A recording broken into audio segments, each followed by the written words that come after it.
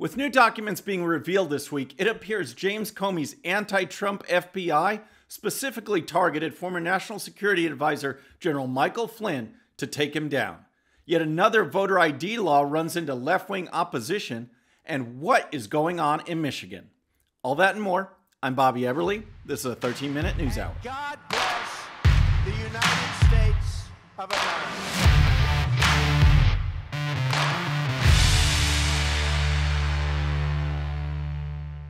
All right, friends, welcome to the show. Happy Friday. I hope you had a great week. We're going to jump into the news, and guess what? I'm not going to talk about coronavirus.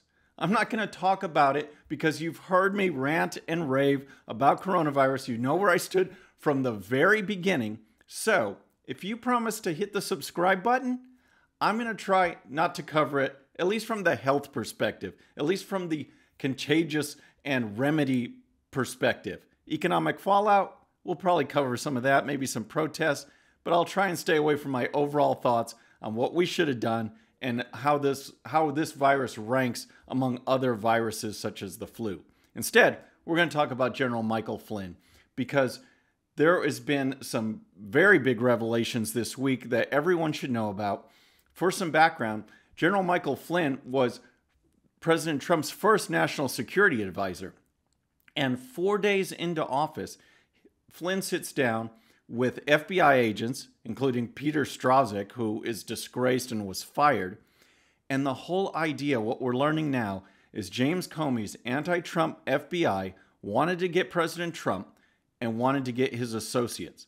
That was the whole idea of this Mueller investigation. And they sat down with Flynn, convinced him not to have general counsel present because it's just a casual sit down. It's just a talk. We're here to be helpful. Basically entrapped him into lying, and then under Robert Mueller, prosecuted him and convicted him. And here's some background from Politico. In his guilty plea, Flynn admitted lying to FBI agents about his dealings with the Russian ambassador during the presidential transition and making false statements about Trump transition officials lobbying on a United Nations resolution condemning Israel. Flynn also acknowledged that he signed Foreign Agent Registration Act filings that contained false statements about his work on a lobbying and advocacy project related to Turkey. So Flynn was scheduled to be sentenced for this conviction back in February, but the judge indefinitely postponed the sentencing. This has given Flynn's new legal team a chance to reevaluate this whole thing, pull back his plea, and new information this week certainly helps the case. It certainly helps Flynn out, considering that he was basically trapped into saying what he's saying. And here's more. Bombshell documents unsealed late Wednesday revealed that top FBI officials viewed the goal of interviewing former National Security Advisor Michael Flynn in 2017 was to get him to lie so we can prosecute him or get him fired. A handwritten note included in the documents disclosed that agents wanted to get Flynn to admit breaking the Logan Act, which restricts communication between private citizens and foreign governments, and catch him in a lie. The Logan Act is an arcane federal law restricting communications between private U.S. citizens and the government. So here's the deal, is that they wanted to get Flynn. And the Russia collusion, as we all know, was a hoax from the beginning. This whole investigation was started by the Steele dossier, which was a political oppo research funded by the Clinton campaign. That was the basis of all this. So they didn't care how they got him. They just wanted to get him so that their narrative would be that President Trump's corrupt and the people around him are corrupt. That was their goal. That's why they went after him. And here's more. Included in the documents Wednesday is an email exchange between ex-FBI officials Peter Strzok and Lisa Page, who found themselves in the public eye after their anti-Trump texts became public. In the exchange, Mr. Strzok and Ms. Page discussed how the interview should approach telling Flynn that lying to the FBI is a federal crime. Ms. Page suggests that if FBI policy supports it, the agents should just casually mention it during the interview. So this is unreal, folks. He was set up from the beginning. It was a trap from the beginning. And I want to know what you think. Please let me know in the comments. Do you think Flynn was a victim here? Do you think he deserved what he got? And what about the FBI? What's going to happen to them now? What kind of investigation will we have so that people can seriously go to jail? Here's some comments from Trump advisor Kellyanne Conway. Every American should feel a chill today that federal government officials in high places can come to the White House 4 days into our presidency and come here to try to set up the national security advisor to the president. 4 days. President Trump had only been president for 4 days when this interview occurred. They knew exactly what they were doing, and here's more. They pecked around and hunted around at taxpayer funding for years to find absolutely nothing. This man was set up from the beginning. Probably thought they were coming in to be helpful since we had been on the job for 4 days. The president has made clear for all 3 years that Michael Flynn was treated very unfairly. Now we know it was probably criminal what was done to him.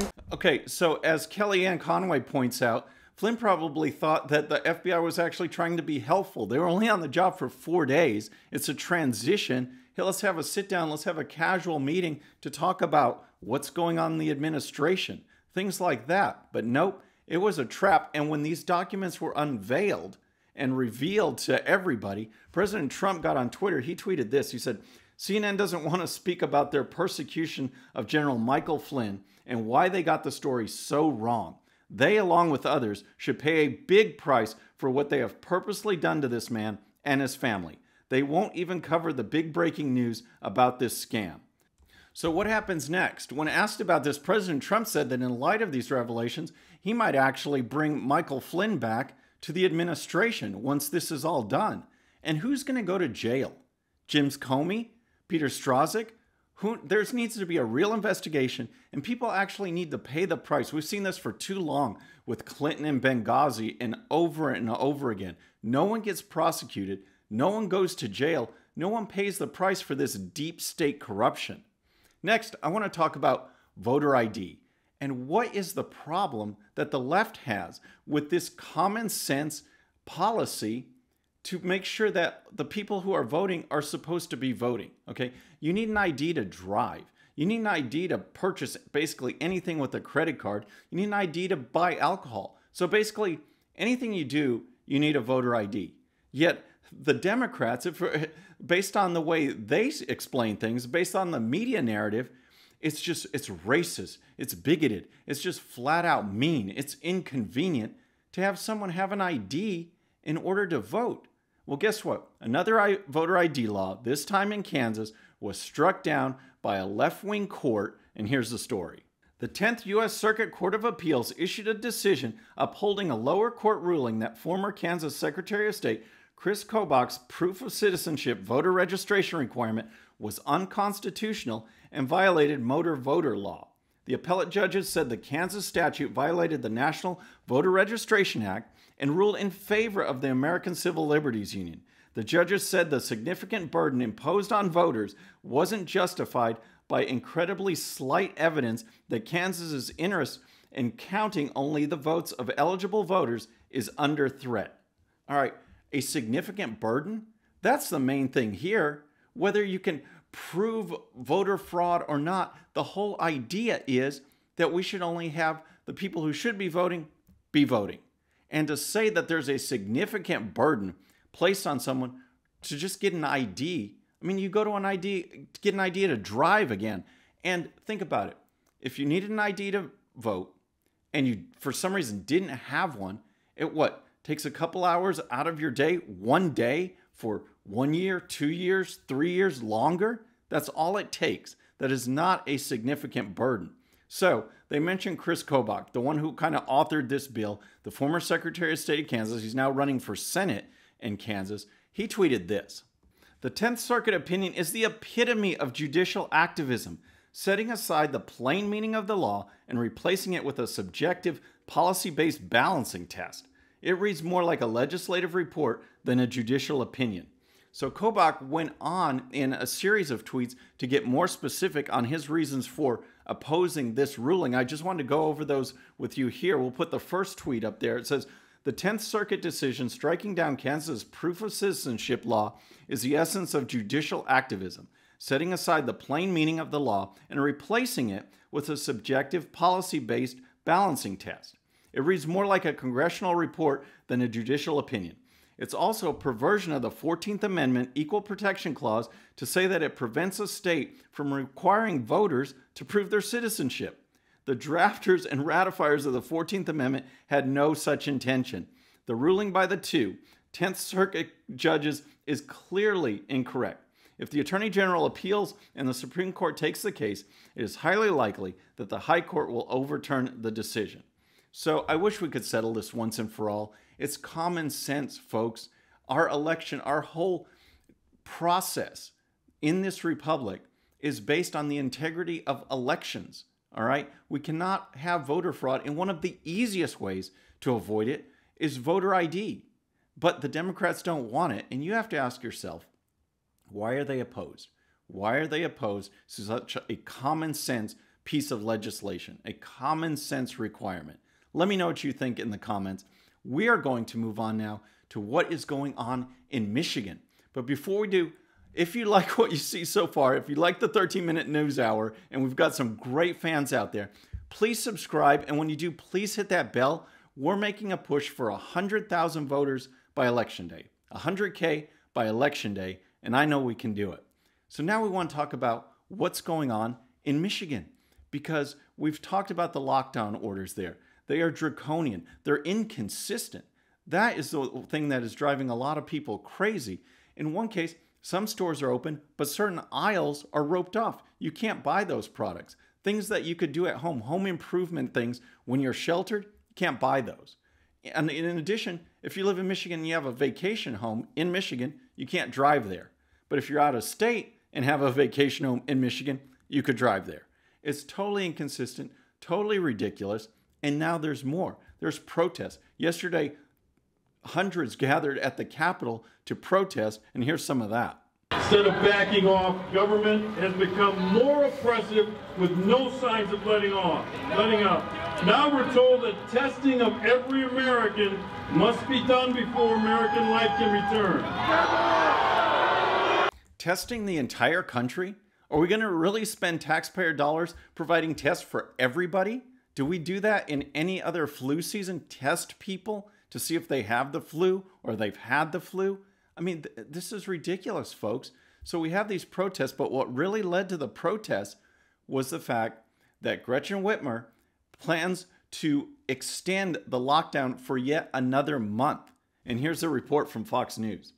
Gretchen Whitmer on Thursday extended Michigan's state of emergency and disaster declaration through May 28, hours before it was set to expire, and after hundreds of protesters, some of whom were armed, gathered in the state capitol building to voice their displeasure with the Democrat governor.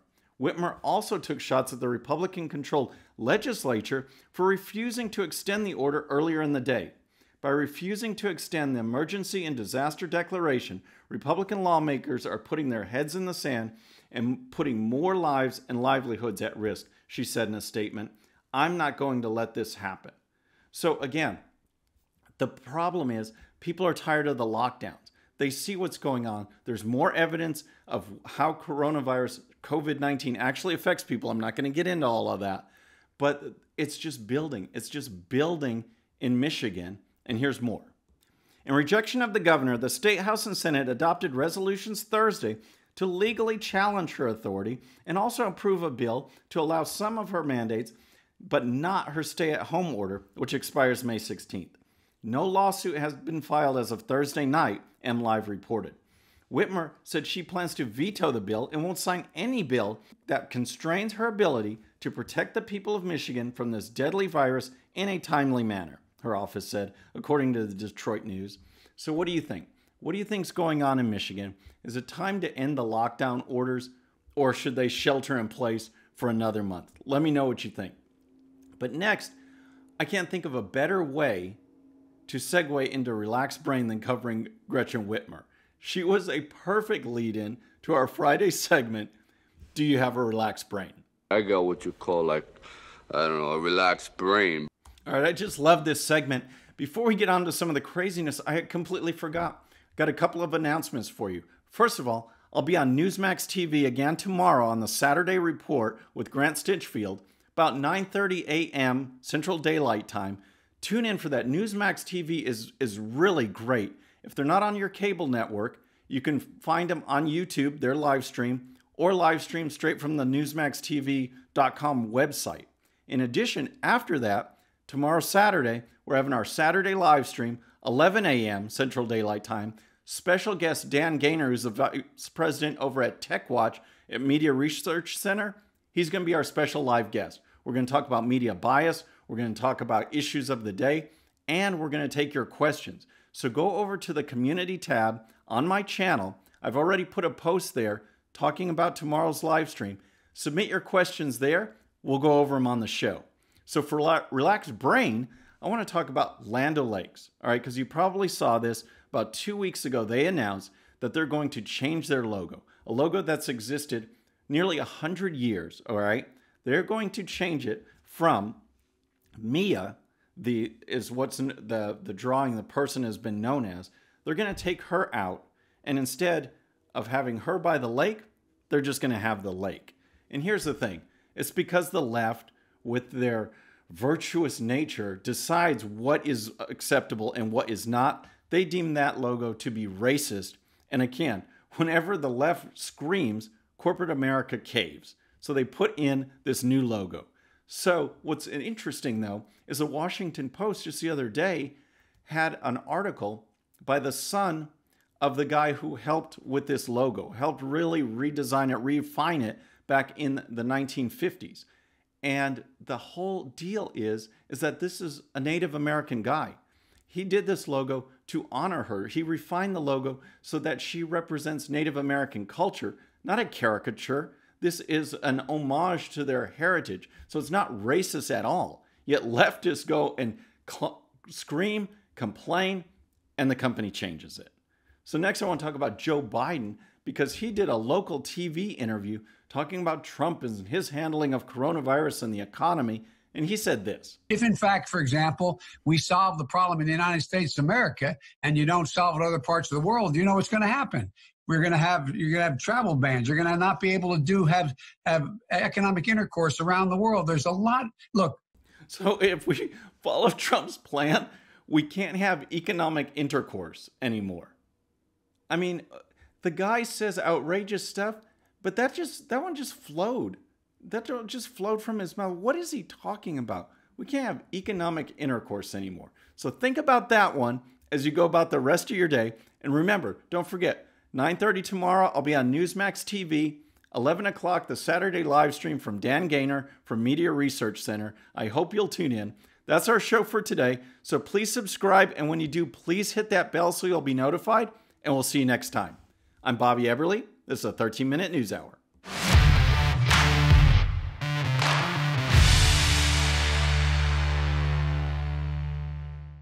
Okay, friends, thanks so much for watching. And before you go, please hit that subscribe button, hit that bell so you'll be notified.